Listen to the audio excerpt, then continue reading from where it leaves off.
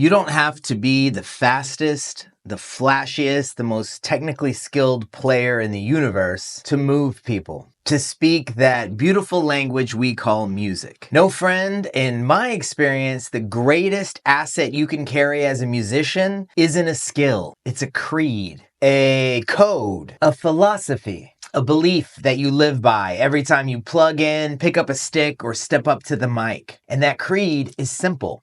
Serve the song. And if you're serious about making music that actually means something, you're going to want this one in your back pocket. It's Philosophy 101 around here. So strap in and welcome to the shed.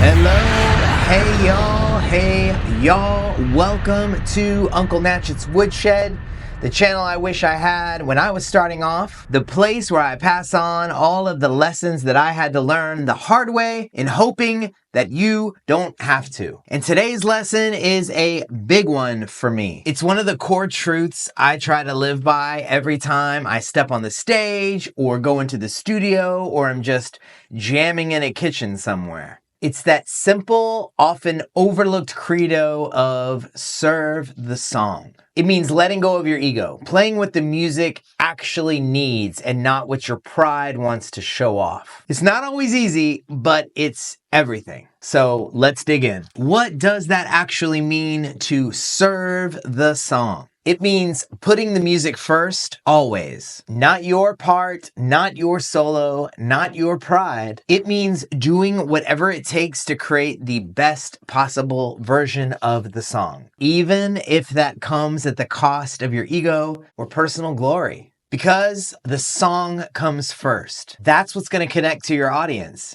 That is what is going to last. Think about all the songs that really touched you, that moved you. And I know you've got them. You wouldn't be here if music didn't mean something to you. Think of one of those songs that you just feel in your chest. That is what you're trying to create for someone else. That's why serving the song is so important. Okay, now what does that mean? Well, sometimes that means letting someone else play the part you thought was yours because they just have a better handle on it. Maybe they've got the perfect feel for it. I've handed off guitar parts more than once because another player just got it in a way that I didn't. Sometimes it means switching instruments. I've played bass instead of guitar plenty of times because the bass line just needed a tight groove more than it needed a hero.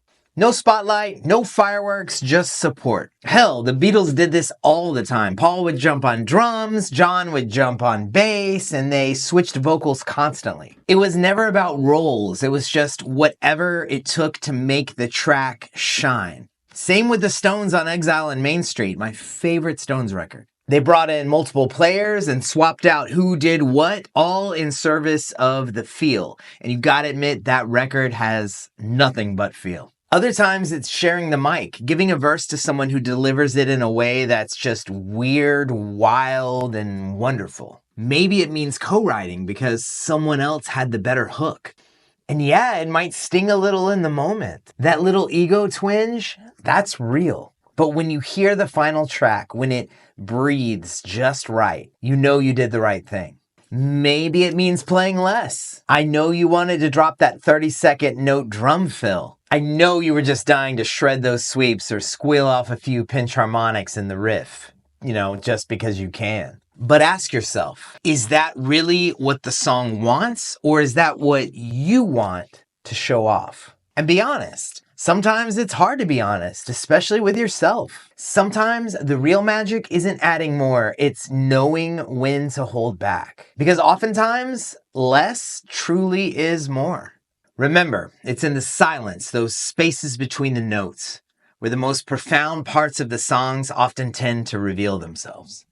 And look, it's not always about playing less. It's about playing the right thing. It's about feel, dynamics, taste, knowing when to step in and when to get the hell out of the way. And most of the time, it means getting the hell out of the way. Remember, that song has the potential to outlast you, to outlast all of us. So, the next time you sit down to write or step into rehearsal or plug in for a gig, ask yourself one question.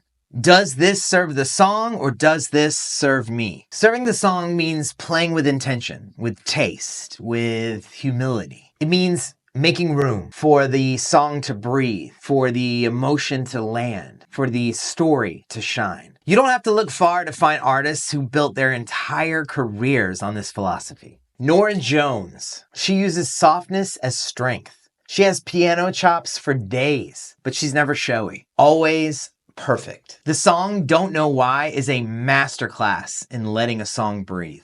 Paul Desmond of the Dave Brubeck Quartet didn't try to outshine Brubeck's piano. Played with air, grace, and space. Check him out on the classic song Take 5. Michelle Indigaiacello's take of Please Don't Let Me Be Misunderstood is a lesson in how to weave the bass into a space of pure feel. Questlove. His drumming is all feel, no flex. On records like D'Angelo's Voodoo, he plays slow, deep, and deliberate, proving that groove always beats flash, and the pocket always beats fireworks. And one of my favorites, Bonnie Raitt. I don't think a lot of folks know what a great guitar player she is. She could tear it up if she wanted to, but she doesn't have to. She plays exactly what the moment calls for. And that slide guitar, it doesn't beg for attention. It insists on being felt. She's living proof that you don't have to shout to be heard. And none of these players were trying to show off.